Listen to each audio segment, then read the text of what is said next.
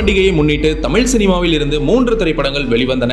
Captain Miller, அயலான், machine ஆகிய 3 திரைப்படங்களும் நல்ல வரவேற்பை பெற்றது. மிஷின் சாப்டர் 1 இதில் அருண் விஜய் மிஷின் திரைப்படம் விமர்சன ரீதியாகவும் வசூல் ரீதியாகவும் சிறப்பான வரவேற்பை பெற்றது என்பது குறிப்பிடத்தக்கது.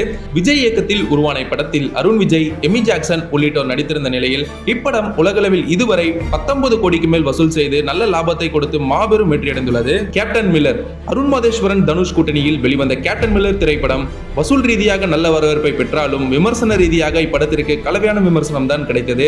ஆனாலும் கூட இதுவரை உலக அளவில் கேப்டன் மில்லர் திரைப்படம் கிட்டத்தட்ட 72 கோடிக்கு மேல் வசூல் செய்து ஹிட்டாகியுள்ளது என்பது குறிப்பிடத்தக்கது. அயலான் சிவகார்த்திகேயன், ரவிக்குமார் முதல் முறையாக அயலான் படத்திற்கு கூட்டணி சேர்ந்தனர்.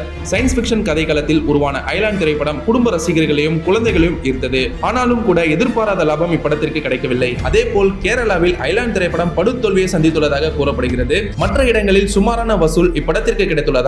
இந்த நிலையில் அயலான் திரைப்படம் உலக அளவில் இதுவரை கிட்டத்தட்ட 77 கோடிக்கு மேல் வசூல் செய்துள்ளதாக கூறப்படுகிறது. இந்த வீடியோ உங்களுக்கு பிடிச்சிருந்தா மறக்காம லைக் பண்ணுங்க, கமெண்ட் பண்ணுங்க, ஷேர் பண்ணுங்க. இது போன்ற ஒரு இன்ட்ரெஸ்டிங் டாபிக் உங்களை சந்திக்கிறேன். Tata bye bye. Facebook, Instagram, YouTube உங்க பிசினஸ் ப்ரோமோட் பண்ணுமா? பேனர் டிசைன் பண்றதுல இருந்து ப்ரோமோட் பண்ற வரைக்கும் நாங்க பாத்துக்கிறோம். One stop solution. All right, Media Works. இத பத்தி உடனே தெரிஞ்சுக்கணுமா? ஃபோன் பண்ணுங்க.